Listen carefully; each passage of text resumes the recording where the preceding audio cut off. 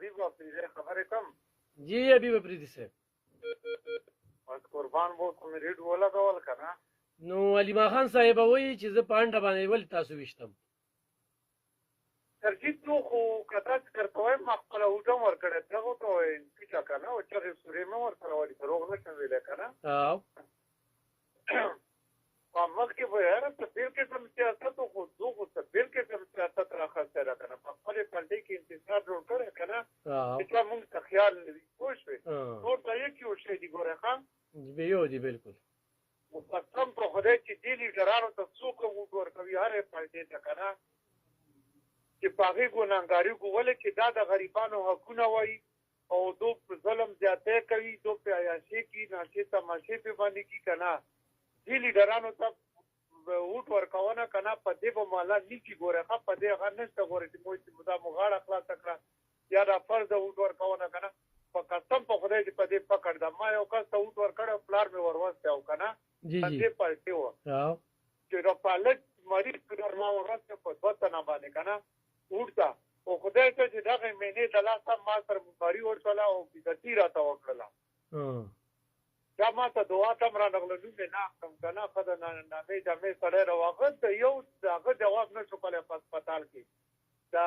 سرجن څه وي د هسپتال باندې چې نګراني کوي د هغې جواب یې نه شو کولی صحیح صحیح هلو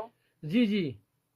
بس سرحیزه ټولو ته دا درخواست کوي چې د دې لیډرانو نه ځان وساتئ خو حبیب افریدي صاحب خو داسې نه وي نو بیا به انډې نه وي انډې نه پس به بیا چیترې وي او نور څه به وي که نه ترتیب تو خو ته درېیم قسم سیاست راخستی که نه خلک د نورو پالټو سره سیاست کوي که نه لکه ګړبړ راشي په خپلو کې اختلاف راشي که نه خو دې د دې عوامو د لوټ پار دپاره په خپلې پالټۍ کې دا کیل راخستی ده چې دا منم او دا نه منم دا یک یو شی دي ګوره ښه زه ډېر نیوزونه ګورم صحیح صحیح ډېره زیاته مننه حبیب افریدي صاحب ګرانو کتونکو ډېره زبردسته خبره وکړله چې دا دوی قام ته چل جوړ کړی دی دلته کې هم زمونږ په دې 400 کې یم زه صدارت نه عهده ورکوم او نور پرې راشي نه ته به زمونږ صدر یې بد د قوم د غولولو لپاره راتلونکي چې کوم دی نو بیا یو لوبه چې یاره بس دا خو زه قوم صدر کړم او زه پرېږدم او زه نه پرېږدم دغه شانتې د دوی دا انتشار چې کوم دی خو موږ مخکې ویلي چې څونه ګروپ بندۍ دي پکې خو چل چې کوم دی هغه عوامو ته دی په کار دي چې عوامو له مراعات وروړي دې وخت کې سیلاب راغلی دی پنجاب چې کوم دی بالکل په اوبو کې ډوب دی نو ته په پنجاب کې سیاست کوې نو بیا د پنجاب د متاثرینو په تا باندې پوره حق دی چې د هغوی لپاره تا واس پورته کړي میدان ته راشي په میډیا په دې باندې هم خبرې وکړي ښه ملازمین دی هغه په احتجاج دي